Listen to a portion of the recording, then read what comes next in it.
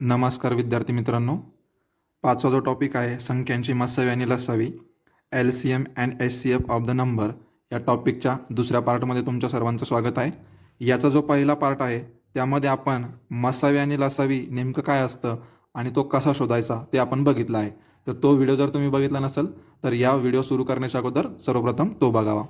आजच्या व्हिडिओमध्ये आपण लसावी आणि मसावी यांच्याबाबत काही गृहीतक, आपण त्याला प्रमेयसुद्धा म्हणू, तर ते स्टेटमेंट आपण काही बघणार आहोत आणि त्यावर आधारित उदाहरणे आपल्याला सोडवायची आहेत. तर सुरू करू. सर्वात पहिलं जे स्टेटमेंट आहे, तर दोन संख्यांचा गुणाकार हा त्यांच्या मसावी आणि लसावीच्या गुणाकारा इतकाच असतो. The product of two number is equal to the product of their HCF and LCM. म्हणजे दोन संख्या ज्या असतील तर त्यांचा लसावी आणि मसावी जर आपण काढला तर त्यांच्या लसावी मसावीचा गुणाकार आणि त्या संख्यांचा गुणाकार हे दोन्ही कसे असणार आहे, सारखे. म्हणजेच त्यावरून आपल्याला सूत्र तयार होतं बघा, पहिली संख्या गुणिले दुसरी संख्या बरोबर मसावी गुणिले लसावी. First number multiply by second number is equals to HCF into LCM. असं या प्रकारे काय टोलं आपलं सूत्र तयार होतं. त्यानंतर पुढचं स्टेटमेंट असं आहे, लसावी हा मसावीच्या पटीतच असतो. LCM is multiple of HCF. म्हणजे बघा, मसावी जर एखाद्या संख्येचा 12 आला असेल, मसावी जर एखाद्या संख्येचा 12 आला असेल तर लसावी हा 12च्या पटीत येणारीच एखादी संख्या असतील. पटीत म्हणजे पाड्यात म्हणू आपण, तर 36 असू शकते, 60 असू शकते, 120 असू शकते. तर मसावी जर 12 असेल तर लसावी हा 12च्या पाड्यामधीलच एखादी संख्या असेल. तेच हे वाक्य आपल्याला सांगताय की लसावी हा मसावीच्या पटीतच असतो. लसावी भागिले मसावी जर केलं तर त्याचं उत्तर काय असतं, असामायिक अवयवांचा गुणाकार. LCM divide by HCF is equal to product of non common factor.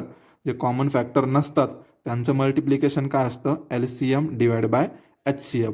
कारण लसावी काय आहे, सामायिक आणि असामायिक अवयवांचा गुणाकार, आणि मसावी काय आहे, सामायिक अवयवांचा गुणाकार. तर सामायिक अवयवांचा गुणाकार कटला, राहिलं काय, असामायिक अवयवांचा गुणाकार. पुढचं स्टेटमेंट बघू आपण आता. दोन मूळ संख्या, समूळ संख्या आणि क्रमवार नैसर्गिक संख्या यांचा मसावी एक असतो आणि लसावी त्यांचा गुणाकार असतो. The HCF of two prime number, coprime number and consecutive natural number is 1 and product of them is their LCM. तर बघा, म्हणजे काय म्हणायचं आहे, मूळ संख्या जर असेल, आता मूळ संख्या म्हणजे काय, ज्यांना कशानेच भाग जात नाही.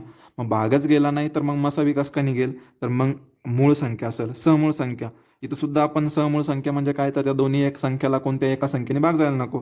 आणि क्रमवार नैसर्गिक संख्या या समूळ संख्याच असतात. मग ह्या तीन प्रकारच्या जर संख्या असेल तर यांचा मसावी हा एक असतो आणि लसावी काय असतो, तर त्यांचा गुणाकार असतो. मग त्या कोणत्याही असो, कोणत्याही दोन मूळ संख्या असेल, कोणत्याही समूळ संख्या असेल किंवा कोणत्याही दोन क्रमवार नैसर्गिक संख्या असेल, मसावी एक येणार आणि लसावी काय येणार, त्यांचा गुणाकार. तर ही झाली स्टेटमेंट. यावरची उदाहरणे आपण आता बघू. उदाहरण नंबर 1.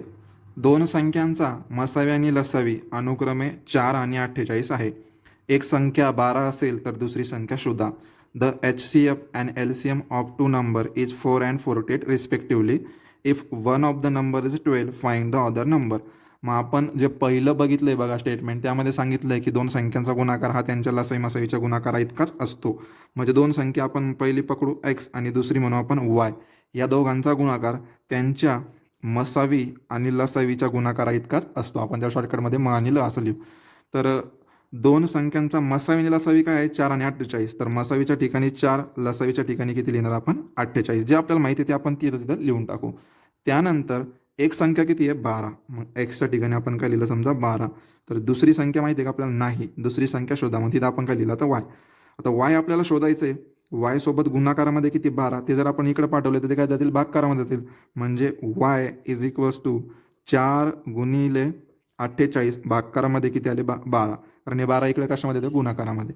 बघा आता, 12 1 12, 12 2 24, 12 3 36, 12 4 48. राहिलं काय, फक्त 4 गुणिले 4. 4 गुणिले 4 किती येणार आहे, 16. म्हणजे y बरोबर काय घेतलं तर मग आपण दुसरी संख्या. तर दुसरी संख्या किती आली, 16. बघा, या उदाहरणामध्ये आपल्याला मसावी आणि लसावी दिलेला होता आणि एक संख्या दिलेली आहे, त्यावरून आपल्याला दुसरी संख्या शोधायची होती. मग आपल्याला जे सूत्र माहिती आहे, पहिली संख्या गुणिले दुसरी संख्या बरोबर मसावी गुणिले लसावी. त्या सूत्रामध्ये आपण यांना टाकलं आणि दुसरी संख्या शोधली, ती किती आली आपली, 16. पुढील उदाहरण बघू आता. उदाहरण number 2.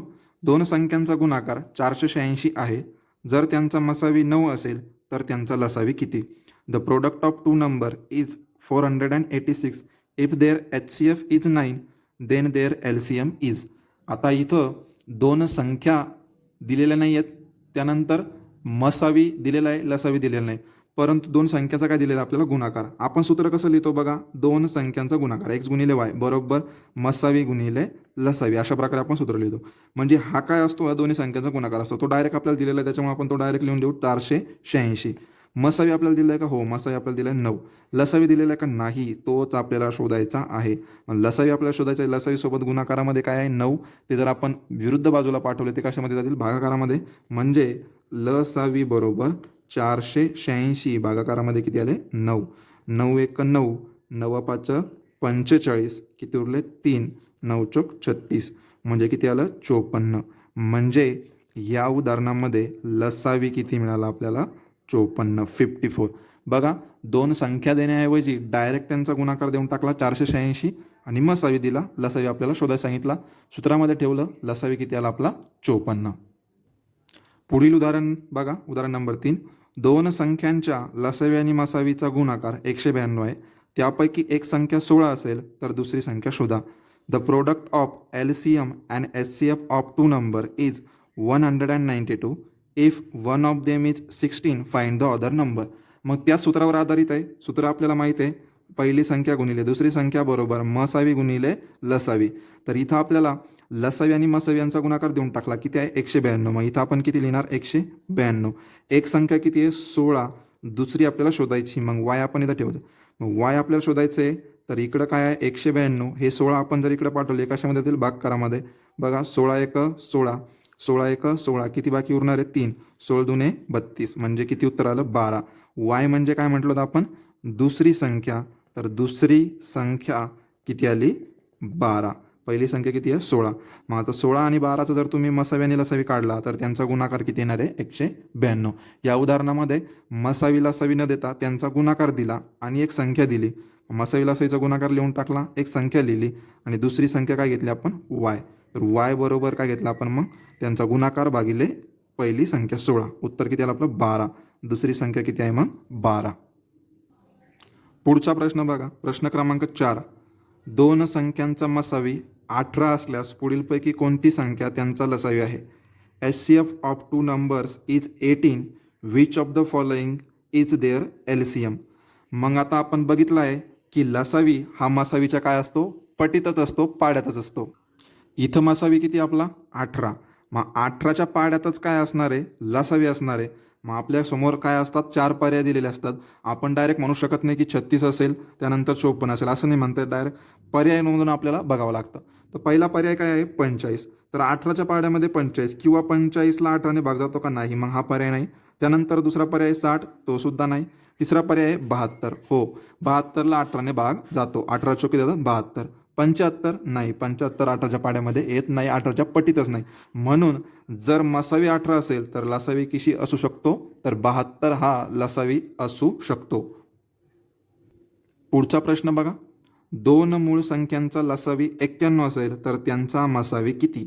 The LCM of two prime number is 91. Find their HCF.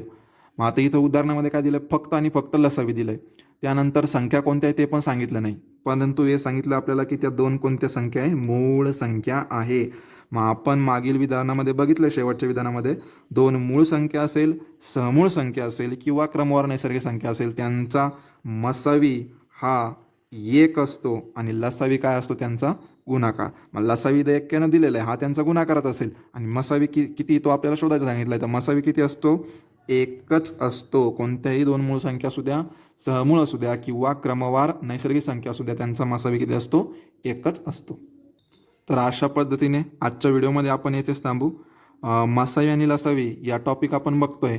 याच्या आजच्या व्हिडिओमध्ये आपण काय केलं? काही स्टेटमेंट जे आहेत त्यावर आधारित उदाहरणे आपण सोडवली. त्यावरून आपल्याला एक सूत्रसुद्धा मिळालं होतं, पहिली संख्या गुणिले दुसरी संख्या बरोबर मसावी गुणिले लसावी. आणि यावर आधारित आपण उदाहरणे आपण सोडली. तर पुढील जे बाकी अभ्यासक्रम आहे लसावी आणि मसावीचा, तर याच्या पुढच्या व्हिडिओमध्ये आपण बघणार आहोत. व्हिडिओ आवडला असेल तर लाईक करा आणि सोबतच अशा स्वरूपाची व्हिडिओ बघण्यासाठी आमच्या चॅनलला सबस्क्राईब करायला विसरू नका. धन्यवाद.